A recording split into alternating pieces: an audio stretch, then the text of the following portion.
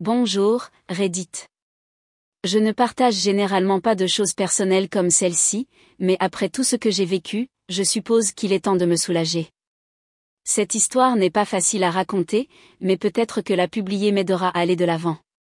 Je n'ai jamais rien publié ici auparavant, alors soyez patient avec moi. Voici l'histoire de ma fuite finale de l'enfer qu'était ma vie à la maison, avec un peu d'aide de quelqu'un qui m'a vu pour qui je suis vraiment. Je suppose que je devrais commencer par me présenter. Je m'appelle Alex. J'ai maintenant 17 ans, mais tout cela a commencé lorsque j'en avais environ 14. C'est étrange de regarder en arrière et de penser à combien de temps s'est écoulé, à combien de choses ont changé et à combien de choses n'ont pas changé. J'ai grandi dans ce que la plupart des gens considéreraient comme une famille de banlieue typique, mais à huis clos, c'était tout le contraire. Mes parents, Diane et Marc, n'étaient pas le genre de parents affectueux et compréhensifs auxquels on pourrait s'attendre. Ils étaient le genre de parents qui ont clairement indiqué que j'étais une déception dès le premier jour. À l'école, j'étais assez moyen. Je n'avais pas de notes exceptionnelles, mais je n'échouais pas non plus. Je n'étais pas particulièrement athlétique, même si j'ai essayé dans quelques équipes juste pour avoir le sentiment d'appartenir à quelque part. Mais peu importait ce que je faisais, je n'étais jamais assez bien pour Diane et Marc. À la maison, ils me disaient que j'étais paresseux, que je ne réussirais jamais à rien. Ils disaient que j'étais une honte, qu'ils regrettaient de m'avoir eue. Ce n'étaient pas seulement des paroles dures, ils s'assuraient de me rappeler tous les jours à quel point ils me trouvaient inutile. Je me souviens d'un événement en particulier. J'avais environ 15 ans. J'avais travaillé très dur sur un projet d'histoire. Je suis même restée éveillée toute la nuit pour le terminer. Lorsque je l'ai ramené à la maison, dans l'espoir de le montrer, mon père ne l'a presque pas regardé. Il a juste jeté un coup d'œil à la note, une bonne note, et a dit « Pourquoi ce n'est pas une excellente note ?» Puis il s'est éloigné. Ma mère a simplement secoué la tête et a murmuré quelque chose sur le fait que je gaspillais mon potentiel. Après un certain temps, j'ai cessé d'essayer de leur montrer quoi que ce soit. L'école n'était pas non plus une grande évasion. Diane et Marc avaient cette étrange obsession d'être trop impliqués, mais pas d'une bonne manière. Ils venaient à toutes les réunions parents-professeurs, à tous les événements scolaires, non pas pour me soutenir, mais pour critiquer. Ils disaient à mes professeurs que j'étais paresseux, que je ne faisais pas assez d'efforts, que j'étais irrespectueux. C'était humiliant. Je voyais les expressions sur les visages de mes professeurs, moitié pitié, moitié incrédulité. Mais ils ne pouvaient pas faire grand-chose. Je pense qu'ils voulaient aider, mais comment dites-vous à un parent d'arrêter de harceler son propre enfant? Cependant, il y a eu une enseignante qui a vraiment fait la différence, Madame Collins, ma professeure d'anglais.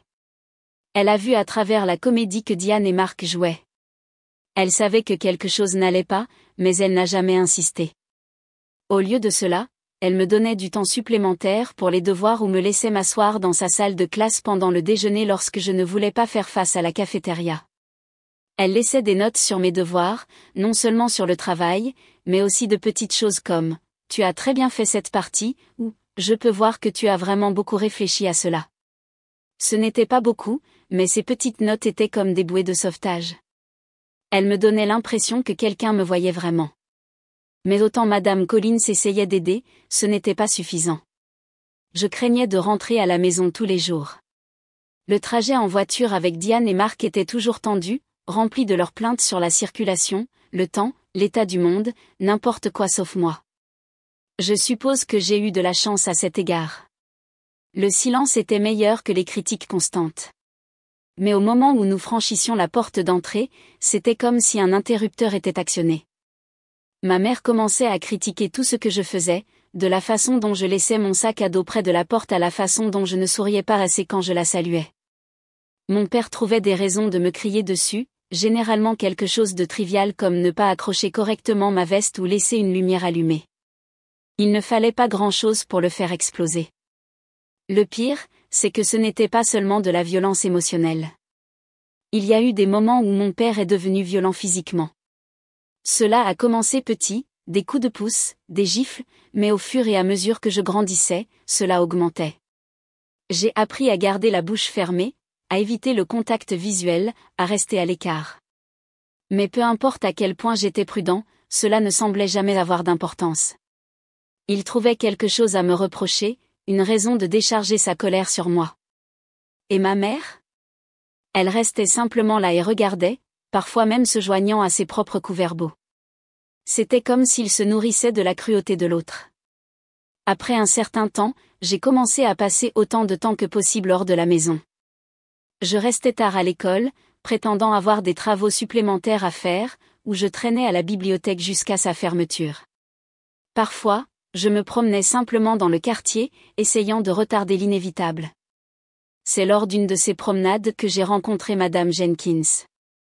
Madame Jenkins habitait à quelques maisons de chez nous, une dame âgée qui avait toujours un mot gentil pour tout le monde. Elle avait un petit jardin dans son jardin avant, rempli de fleurs de toutes sortes, et elle y était souvent pour s'en occuper. Je ne la connaissais pas bien, mais elle souriait et saluait toujours quand je passais. Un jour, alors que j'étais particulièrement déprimée, elle m'a appelé et m'a demandé si je voulais l'aider avec le jardin. Au début, j'ai hésité, mais quelque chose dans sa voix m'a fait dire oui. Ce jour-là a tout changé. Madame Jenkins n'était pas comme personne que j'avais connue.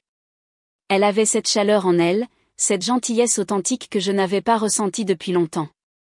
Elle n'a pas posé beaucoup de questions, elle m'a simplement donné une paire de gants de jardinage et a commencé à me montrer quoi faire.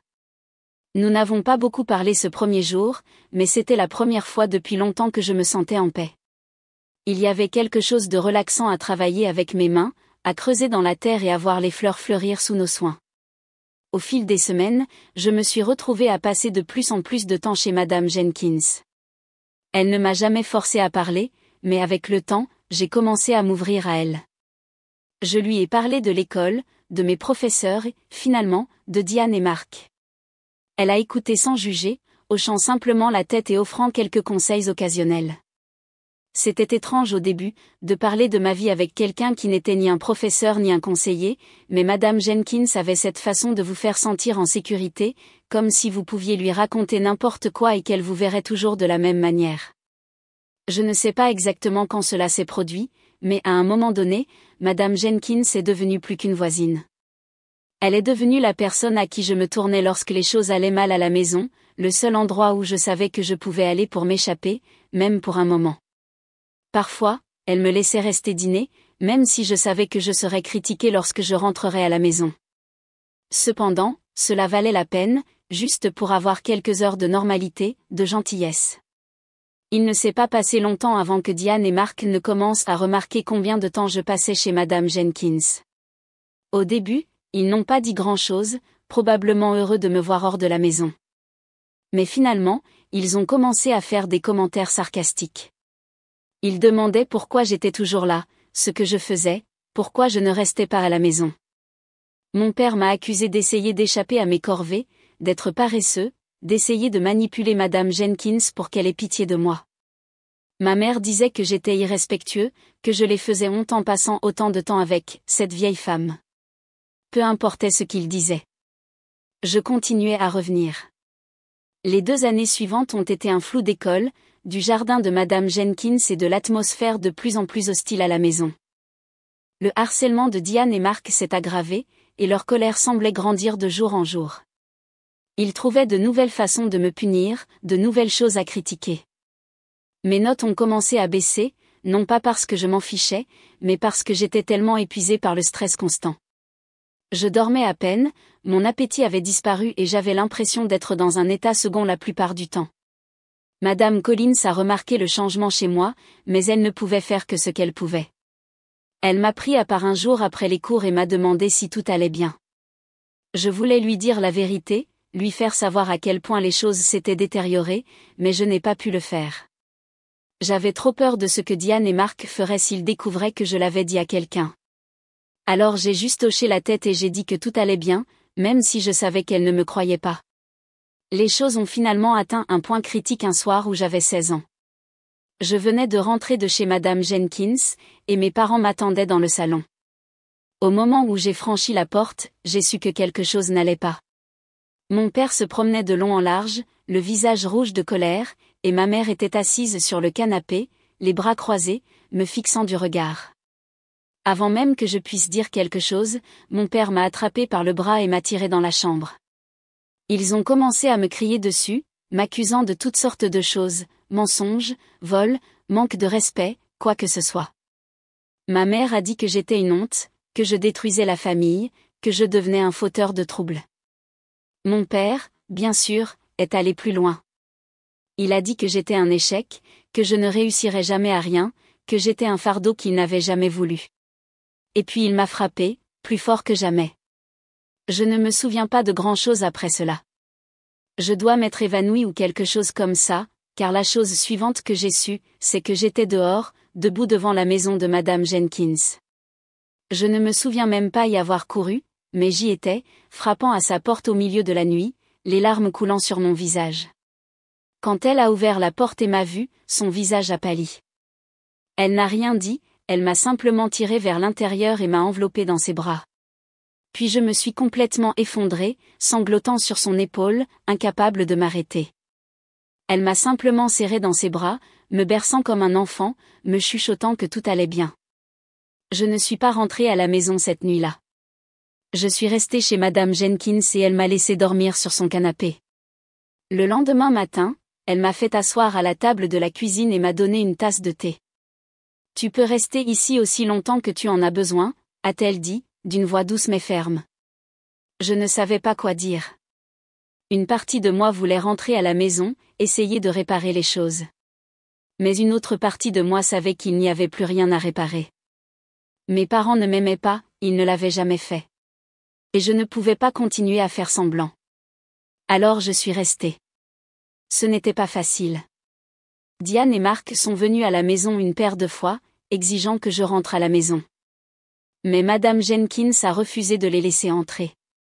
Elle leur a dit que s'ils voulaient que je revienne, ils devraient prouver qu'ils étaient prêts à changer, à me traiter avec le respect et les soins que je méritais. Bien sûr, ils ne l'ont pas fait. Ils ont simplement continué à crier, menaçant d'appeler la police, de dénoncer Madame Jenkins pour enlèvement. Mais elle est restée ferme et, finalement, ils ont abandonné. Madame Jenkins est devenue ma tutrice légale peu de temps après. Elle a engagé un avocat, s'est rendue au tribunal et a fait tout selon les règles. Je n'ai pas eu à retourner chez Diane et Marc, même pas pour faire mes valises. Madame Jenkins s'est occupée de tout. Et pour la première fois de ma vie, j'ai senti que j'avais de la valeur, comme si quelqu'un se souciait vraiment de moi. L'école s'est améliorée après ça. Avec le soutien de Madame Jenkins, j'ai pu me concentrer à nouveau et mes notes ont commencé à s'améliorer. Je devais encore faire face aux commentaires désagréables occasionnels de Diane et Marc, ils ne perdaient jamais l'occasion de me rappeler que j'étais un traître ou que je les avais abandonnés, mais je n'ai pas laissé cela m'affecter. J'avais Madame Collins et Madame Jenkins dans mon coin, et c'était plus que suffisant. Bonjour, Reddit, je suis de nouveau Alex. Beaucoup d'entre vous ont lu ma première publication et je suis toujours impressionné par le soutien et les messages que j'ai reçus. Je ne m'attendais pas à ce que autant de gens se connectent à mon histoire, et je veux vous remercier tous pour cela.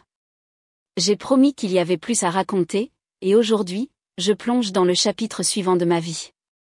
C'est un chapitre sauvage, plein de rebondissements, et il s'agit de la façon dont une idée simple qui nous est venue à l'esprit au lycée a fini par changer nos vies pour toujours. Après que Madame Jenkins m'ait adoptée, les choses ont finalement commencé à s'améliorer. J'étais libre de l'emprise toxique de Diane et Marc, et je pouvais enfin respirer. Mais le fait que j'étais sortie de leur maison ne signifiait pas que les cicatrices qu'ils m'avaient infligées avaient disparu. J'étais toujours cet enfant qui avait le sentiment de ne pas appartenir, celui qui était toujours dehors à regarder vers l'intérieur. Mais tout a changé lorsque j'ai rencontré mon équipe, 4 amis qui allaient devenir plus que des frères au fil des ans. C'est en 2e année que je les ai rencontrés pour la première fois. L'école était encore difficile pour moi, non pas sur le plan scolaire, mais sur le plan social. Je n'étais pas exactement populaire et j'avais du mal à faire confiance aux gens après tout ce qui s'était passé. Mais il y avait ce groupe de garçons qui semblaient toujours se soutenir mutuellement, et j'enviais cela.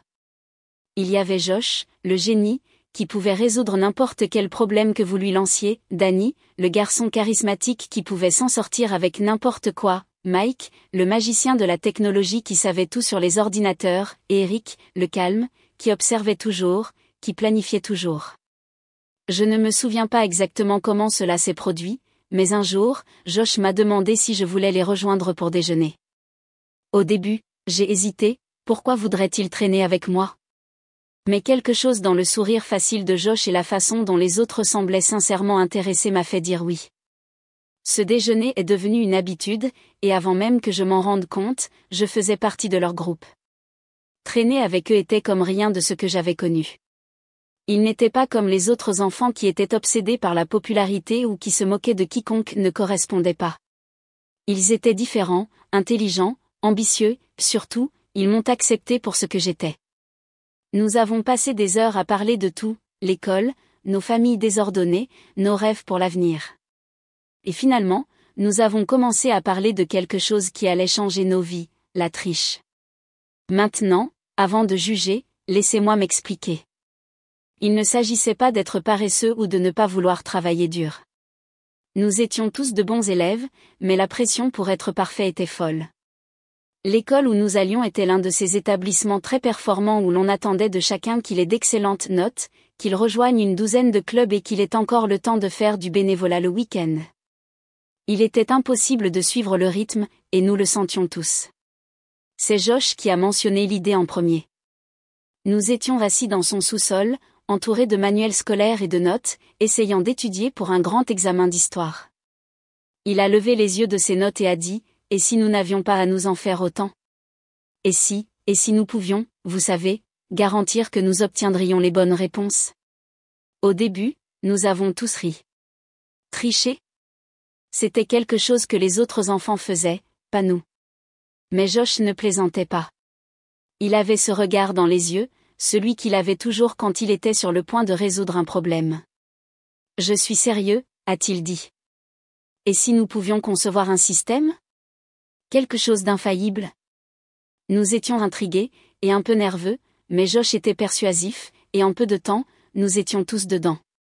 Au cours des jours suivants, nous avons fait un remue-ménage, essayant de trouver la meilleure façon de tricher sans nous faire prendre.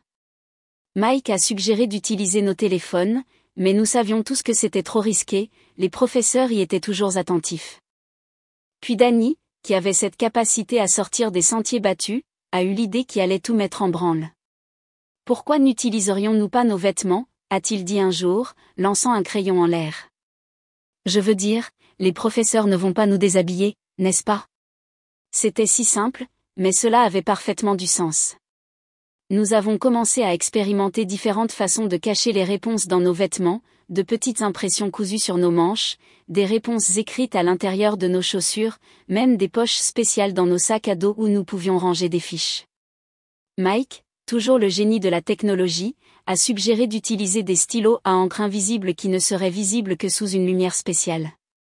Il a préparé ces petites lampes UV que nous pouvions placer à nos ceintures, et soudain, nous avions un système pratiquement indétectable. La première fois que nous l'avons essayé, mon cœur battait si fort que j'ai pensé que j'allais m'évanouir. Nous étions tous assis en cours d'histoire, sur le point de passer ce test massif sur la Seconde Guerre mondiale. J'avais les réponses aux questions les plus difficiles cachées dans ma manche, et j'avais à peine pu me concentrer. Mais ensuite, j'ai vu Josh de l'autre côté de la pièce. Il m'a fait un léger signe de tête, et c'est tout ce qu'il a fallu. J'ai respiré profondément, j'ai relevé ma manche assez haut pour voir les réponses et j'ai commencé à écrire. Nous avons tous obtenu une excellente note à ce test. Non seulement nous avons réussi, mais nous avons obtenu une excellente note. L'adrénaline que nous avons ressentie après était incomparable. Cependant, il ne s'agissait pas seulement des notes, cela faisait partie de l'affaire. C'était le fait que nous avions surmonté le système, que nous avions trouvé un moyen de vaincre la pression et d'aller de l'avant. Et la meilleure partie ? Nous ne nous sommes pas fait prendre. Après cela, nous avons commencé à utiliser le système régulièrement. Pas pour chaque test, mais pour ceux qui comptaient le plus, les examens finaux, les examens AP, ceux qui pouvaient faire ou défaire notre moyenne pondérée. Nous sommes devenus si doués pour cela que nous avons commencé à partager la méthode avec quelques autres amis, et en peu de temps, nous avions un petit réseau d'élèves qui utilisaient nos techniques. Mais ce n'est qu'en dernière année que les choses ont vraiment décollé. À ce moment-là, nous avions encore affiné nos méthodes. Mike avait mis au point une façon de cacher de petits écouteurs dans nos oreilles qui se connectaient à nos téléphones, ce qui nous permettait de partager des réponses en temps réel sans que personne ne s'en aperçoive. Nous pouvions obtenir une excellente note à n'importe quel test, n'importe quel questionnaire, sans transpirer. Et puis Danny, toujours l'entrepreneur, a eu une autre idée, pourquoi ne pas vendre les réponses? Il a commencé petit. Nous chargions quelques dollars ici et là pour aider les gens, rien de trop sérieux. Mais le mot s'est répandu rapidement. Bientôt, nous avions des enfants d'autres écoles qui nous contactaient, désespérés d'obtenir de l'aide pour leurs examens. C'est alors que nous nous sommes rendus compte que nous étions assis sur une mine d'or. Nous avons commencé à faire payer plus cher, 20 dollars pour un questionnaire, 50 dollars pour un test et 100 dollars pour les examens finaux. C'était de l'argent facile, et nous en accumulions. Au moment où nous avons obtenu notre diplôme, nous avions gagné des milliers de dollars. C'était fou. Cependant, nous ne nous sommes pas arrêtés là. Nous étions tous les quatre intelligents et nous savions que l'argent réel n'était pas au lycée, il était à l'université. Nous avons tous été admis dans la même université, une grande université publique avec des dizaines de milliers d'étudiants. C'était l'endroit idéal pour développer notre activité. L'université était un jeu complètement différent. Les enjeux étaient plus élevés, les cours étaient plus difficiles et les professeurs étaient beaucoup plus vigilants. Mais nous étions prêts à relever le défi. Nous avons adapté nos méthodes, en concevant de nouvelles façons de tricher qui étaient encore plus sophistiquées que ce que nous avions fait au lycée. Mike a développé une application qui ressemblait à une calculatrice, mais qui était en réalité un moyen de stocker et de récupérer des réponses. Eric, qui avait toujours été le planificateur calme, a commencé à pirater les ordinateurs des professeurs pour avoir accès aux questions d'examen avant qu'elles ne soient distribuées. Notre entreprise a connu une croissance plus rapide que ce que nous aurions pu imaginer. Nous avons commencé à embaucher d'autres étudiants pour nous aider, des espions qui collecteraient des informations, des coursiers qui distribueraient des fiches, même des tuteurs qui aideraient à créer les supports d'études fictifs parfaits pour déjouer les professeurs. Nous gagnions plus d'argent que nous ne savions quoi en faire. Mais avec le succès est venu le risque. Nous savions que nous marchions sur une ligne fine, et ce n'était qu'une question de temps avant que quelqu'un n'essaie de nous faire tomber. Cela s'est produit au cours de notre 3e année. L'un de nos coursiers a été pris en train de remettre une fiche à une maison de fraternité, et l'administration a lancé une enquête. Nous étions terrifiés. Si cela nous remontait, nous étions finis. Mais Danny, toujours l'homme aux paroles douces, a réussi à retourner la situation en notre faveur.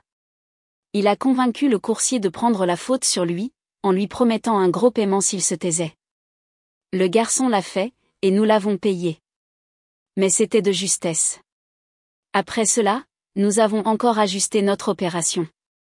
Personne ne savait qui nous étions, pas même la plupart des étudiants qui utilisaient nos services. Nous sommes devenus des fantômes, opérant dans l'ombre, toujours un pas d'avance sur l'administration. Au moment où nous avons obtenu notre diplôme, nous avions fait une petite fortune. Nous avions des contacts sur tout le campus, et notre réseau d'espions et de coursiers était plus vaste que jamais. Mais nous savions que l'université n'était pas la fin du jeu. Nous avions des projets plus ambitieux, des projets qui nous mèneraient au-delà de l'université et dans le monde réel. Après l'obtention de notre diplôme, nous nous sommes tous les quatre assis et avons eu une conversation sérieuse sur l'avenir. Nous savions que nous ne pouvions pas continuer à faire fonctionner la même opération pour toujours. Finalement, nous serions pris ou quelqu'un nous dénoncerait. Mais nous ne voulions pas renoncer à l'argent ni à l'excitation de déjouer le système. C'est alors que Josh, qui était resté silencieux pendant la majeure partie de la conversation, a lâché une bombe. « Pourquoi ne devenons-nous pas légitimes ?» a-t-il dit, regardant autour de la table. Nous l'avons tous regardé, confus. Je veux dire, réfléchissez Y. Nous avons les compétences, les contacts. Pourquoi ne pas créer une entreprise ? Nous pourrions utiliser ce que nous avons appris, mais le faire d'une manière qui soit, vous savez, légale. Au début, nous ne l'avons pas pris au sérieux. Comment pouvions-nous transformer la triche en une entreprise légitime ? Mais plus nous en parlions, plus cela commençait à avoir du sens. Nous nous sommes rendus compte que ce que nous faisions vraiment bien, ce n'était pas seulement tricher, c'était résoudre des problèmes. Nous savions comment trouver des failles, comment sortir des sentiers battus, comment déjouer les gens qui étaient censés être plus intelligents que nous. Et ce sont des compétences qui pourraient être précieuses dans le monde des affaires. Alors nous avons fait le saut. Nous avons rassemblé notre argent et avons créé une société de conseil. Notre discours était simple, nous aidons les entreprises à trouver des solutions à des problèmes qu'elles ne savaient même pas avoir. Qu'il s'agisse d'optimiser les opérations, de trouver des failles fiscales ou de développer de nouvelles stratégies de croissance, nous étions les personnes capables de le faire. Et nous étions bons dans ce domaine. Vraiment bons. En quelques années seulement, notre entreprise est passée d'une petite start-up à une entreprise multimilliardaire. Nous avons embauché plus de personnes, élargi nos services et commencé à travailler avec certaines des plus grandes entreprises du pays. C'était surréaliste. Nous sommes passés d'étudiants fauchés qui dirigeaient un réseau de tricheurs à des entrepreneurs prospères avec une entreprise légitime. Mais, bien sûr, tout n'a pas été facile. Il y a eu beaucoup de bosses sur la route, des batailles juridiques, des concurrents louches, des clients qui ont essayé de nous tromper. Et il y a eu des moments où nous avons dû prendre des décisions difficiles, des décisions qui parfois ont repoussé les limites de ce qui était légal ou éthique. Mais nous avons toujours trouvé un chemin, comme nous l'avions fait au lycée et à l'université. Il y a eu un incident qui se démarque encore, quelque chose qui a failli tout faire s'effondrer. C'était lors d'un gros contrat avec une importante entreprise de technologie. Ils nous avaient engagés pour les aider à trouver un moyen de réduire leurs obligations fiscales, et nous avions trouvé une stratégie brillante qui leur a permis d'économiser des millions. Mais juste au moment où le contrat était sur le point d'être conclu, nous avons découvert que l'un de nos employés, un type que nous avions embauché chez un concurrent, avait filtré nos plans à un concurrent. C'était un désastre. Si la fuite était révélée, non seulement nous perdrions le contrat, mais nous pourrions faire face à des poursuites judiciaires pour manquement à contrat. Nous devions agir vite. Josh, Danny, Mike et moi sommes restés éveillés toute la nuit en essayant de trouver comment maîtriser la situation. À la fin, c'est Eric, qui avait toujours été le calme, qui a eu un plan. Il a piraté le système du concurrent, supprimé les fichiers filtrés et planté de faux documents qui les ont conduits à une poursuite inutile. C'était risqué, et s'il nous avait attrapés, cela aurait pu nous ruiner. Mais ça a marché. Le contrat a été conclu, le concurrent s'est retrouvé les mains vides et nous sommes repartis avec un paiement massif. Après cela, nous savions que nous devions être plus prudents. Nous avons renforcé notre sécurité, examiné nos employés plus en profondeur et nous sommes assurés que rien de tout cela ne pouvait se reproduire. Mais c'était un avertissement, un rappel que même si nous étions devenus légitimes, nous jouions toujours un jeu dangereux. Aujourd'hui, notre cabinet est l'un des plus respectés de l'industrie. Nous avons parcouru un long chemin depuis ces jours au lycée où nous cachions des réponses dans nos manches et piratons les ordinateurs des professeurs. Mais d'une manière étrange, je pense que ces expériences nous ont façonnés, nous ont rendus tels que nous sommes. Nous avons appris à penser de manière créative, à résoudre des problèmes sous pression, à déjouer la concurrence. Et ce sont des compétences qui nous ont bien servi dans le monde des affaires. Bonjour Reddit, je suis de nouveau Alex. Je suis de retour avec ce que je crois être la partie finale de mon histoire. Les dernières publications portaient sur ma survie à une enfance cauchemardesque, la rencontre d'un groupe d'amis devenu une famille et la transformation de nos bêtises du lycée en une entreprise prospère. Mais cette partie, eh bien, il s'agit de confronter les démons de mon passé une fois pour toutes. Si vous avez suivi, vous savez à quel point cela a été difficile. Mais ce qui s'est passé ensuite a dépassé ce que j'aurais pu imaginer. La vie allait bien. L'entreprise était en plein essor et j'avais enfin le sentiment de contrôler mon propre destin. Madame Jenkins, qui était devenue plus une mère pour moi que Diane ne l'avait jamais été, a continué d'être mon roc. Mes amis, Josh, Danny, Mike et Eric, étaient plus que des frères à ce stade. Ensemble, nous étions imparables. Mais juste au moment où je pensais que le passé était derrière moi, il est revenu en rugissant de la manière la plus inattendue et la plus terrifiante. Tout a commencé un paisible mardi après-midi. J'étais au bureau en train de relire quelques contrats avec Mike lorsque mon téléphone a sonné. C'était Madame Jenkins, et j'ai immédiatement réalisé que quelque chose n'allait pas. Elle n'a pas dit grand-chose, juste qu'elle devait rentrer à la maison immédiatement. Mon cœur a commencé à battre fort. Madame Jenkins était le genre de personne qui pouvait gérer n'importe quoi avec grâce, donc le fait qu'elle ait l'air bouleversée signifiait que quelque chose de sérieux se produisait. J'ai couru à la maison, et dès que j'ai franchi la porte, j'ai su qu'une confrontation m'attendait. Assis sur le canapé se trouvaient Diane et Mark, mes parents biologiques. Je ne les avais pas vus depuis des années, et ils avaient l'air plus mal que jamais. Les cheveux autrefois propres de Diane étaient en désordre, et le visage de Mark était rouge, signe révélateur qu'il avait bu. L'odeur d'alcool m'a frappé comme un mur, et j'ai instinctivement reculé, les souvenirs de leurs abus inondant mon esprit. « Qu'est-ce que vous faites ici ?» ai-je exigé, essayant de garder ma voix ferme. Diane m'a adressé un sourire maladivement doux, du genre qui me donnait autrefois la chair de poule. « Alex, chérie, nous t'avons beaucoup manqué, a-t-elle dit, sa voix ruisselant de faux affects. Nous avons entendu parler de ton succès, de ton entreprise, nous sommes très fiers de toi. Mark, quant à lui, ne s'est pas embêté avec les politesses. Il s'est penché en avant, me regardant avec des yeux injectés de sang. Tu nous dois, gamin, a-t-il dit en traînant les mots. La moitié de tout. Nous sommes tes parents, après tout. Je ne pouvais pas croire ce que j'entendais. Après tout ce qu'ils m'avaient fait, ils avaient l'audace de se présenter ici et d'exiger de l'argent. Je pouvais sentir mes mains trembler, mais je n'allais pas les laisser me voir transpirer. Sortez, ai-je dit, ma voix froide. Je ne vous dois rien. Vous avez renoncé à votre droit de vous appeler mes parents le jour où vous avez décidé que je n'étais qu'un sac de frappe. Mais il n'allait pas partir en silence. Le sourire de Diane a vacillé, et elle s'est tournée vers Mark, les yeux plissés. Nous t'avons mis au monde, Alex. Nous t'avons élevé. Tu ne serais pas là où tu es aujourd'hui sans nous. Nous méritons notre part. J'ai ri amèrement. M'élever ? Vous m'avez torturé. Vous m'avez traité comme de la merde. Croyez-vous que cela vous donne droit à quelque chose ? C'est alors que Mark a explosé. Il s'est levé brusquement du canapé, attrapant une bouteille de bière vide sur la table basse. Avant que je puisse réagir, il me l'a lancée, visant ma tête. La bouteille s'est brisée sur le côté de mon visage, le verre s'est cassé et m'a coupé la peau. J'ai trébuché en arrière, me tenant la joue, sentant le sang chaud commencer à couler. Madame Jenkins a crié, et tout après ça a été un flou.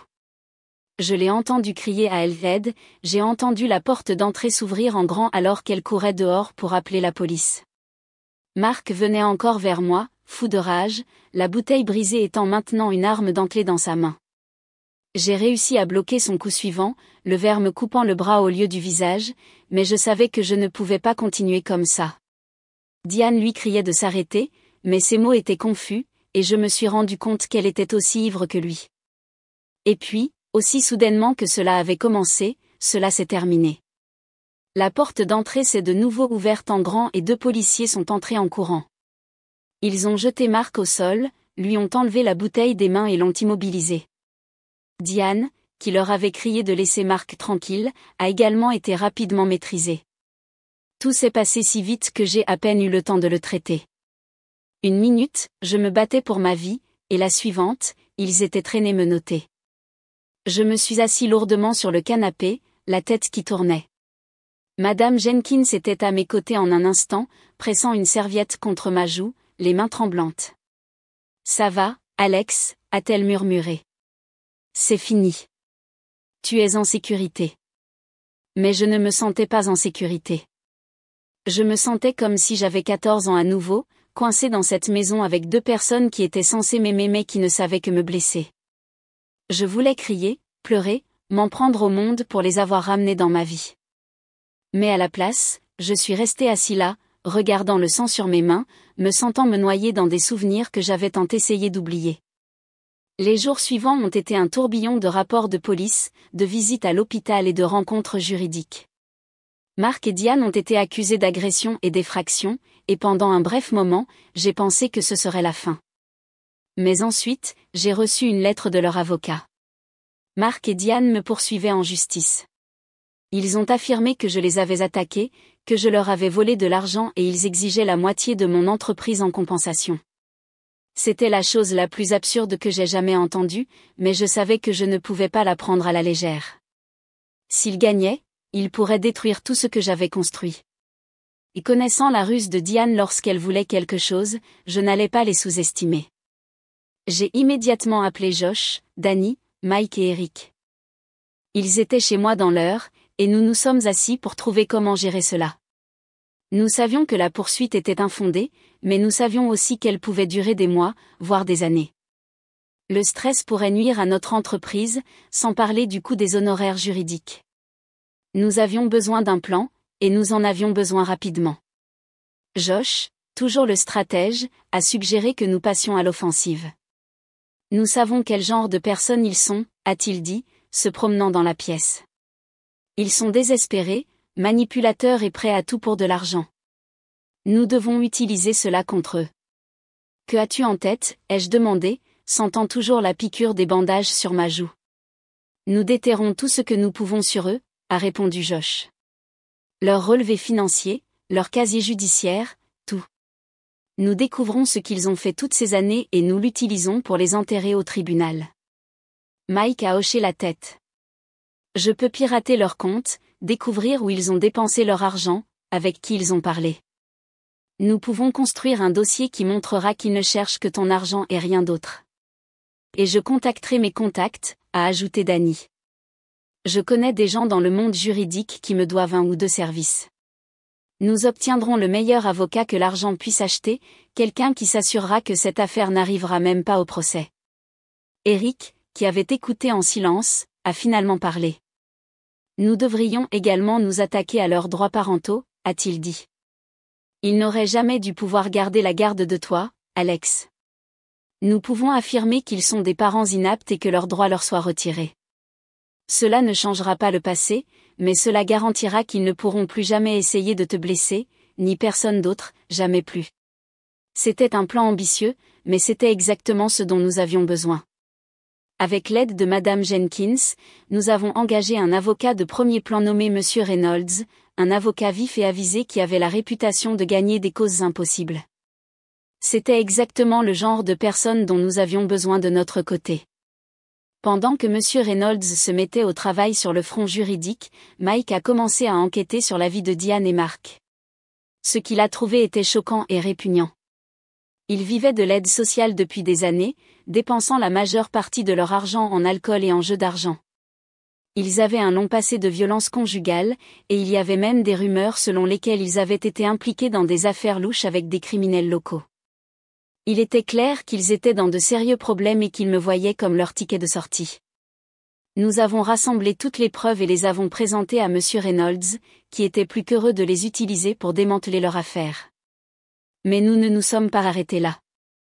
Nous avons également déposé une contre-poursuite, les accusant de tentative d'extorsion, de fraude et de diffamation. Nous savions que c'était une mesure risquée, mais nous étions sûrs d'avoir assez de saleté sur eux pour que ça tienne. L'affaire judiciaire a été brutale. L'avocat de Mark et Diane a essayé tous les tours du livre, me peignant comme un enfant ingrat qui avait tourné le dos à ses parents, aimants. Ils ont affirmé que j'avais fabriqué les abus, que Madame Jenkins m'avait fait un lavage de cerveau pour que je les déteste, et que j'essayais maintenant de ruiner leur vie par dépit. C'était exaspérant de l'entendre, mais je savais que je devais garder mon calme. Notre tour est arrivé, et Monsieur Reynolds a déchiré leurs arguments morceau par morceau. Il a présenté les preuves que Mike avait découvertes, montrant que Mark et Diane étaient des menteurs invétérés avec un long passé de violence et d'irresponsabilité financière. Il a appelé des témoins qui ont témoigné des abus que j'avais subis, y compris Madame Jenkins et même certains de mes anciens professeurs. Au moment où il a terminé, il n'y avait aucun doute dans l'esprit de personne sur qui étaient les vrais méchants. Mais la preuve la plus accablante est venue d'une source inattendue, Diane elle-même. Pendant l'interrogatoire, Monsieur Reynolds l'a interrogée sur l'incident chez moi, celui où Mark m'avait attaqué avec la bouteille. Elle a essayé de le nier au début, mais Monsieur Reynolds était implacable. Il a souligné les incohérences dans son histoire, les contradictions dans son témoignage, et finalement, dans un moment de frustration, elle a fait une erreur. Elle a admis que Mark avait été ivre, qu'il m'avait attaqué dans un accès de colère et qu'elle avait eu trop peur pour l'arrêter. La salle d'audience est tombée silencieuse. Diane s'est rendue compte de ce qu'elle avait fait, mais il était trop tard. Le mal était fait, et son affaire était morte. Le juge a statué en notre faveur, rejetant sa demande avec préjudice, ce qui signifie qu'il ne pouvait pas la présenter à nouveau. Mais ce n'était pas la fin. Grâce à la suggestion d'Éric, nous avions également demandé que leurs droits parentaux leur soient retirés, en faisant valoir qu'ils n'étaient pas aptes à être parents. Le juge a accepté, et Marc et Diane ont été privés de tous les droits légaux sur moi. Ils ne pourraient plus jamais prétendre être mes parents. Nous ne nous sommes pas arrêtés là. En utilisant les preuves que nous avions rassemblées, nous avons également déposé des accusations contre eux pour agression, tentative d'extorsion et fraude. Avec leur casier judiciaire et la gravité des accusations, le juge n'a eu d'autre choix que de les condamner à 25 ans de prison. C'était fini. Enfin, après toutes ces années, j'étais libre d'eux. Et non seulement libre, j'avais gagné. Je les avais battus à leur propre jeu, avec l'aide des personnes qui se souciaient vraiment de moi. Avec Marc et Diane hors de la scène, nous avons dirigé notre attention sur leurs biens, ou ce qui en restait. Nous avons découvert qu'ils avaient une maison, une petite dans un quartier délabré de la ville, et quelques autres biens mineurs. Ce n'était pas beaucoup, mais c'était quelque chose. Nous avons saisi leurs biens dans le cadre de l'accord, et même si ce n'était pas une grosse manne inattendue, cela s'est senti comme une justice poétique.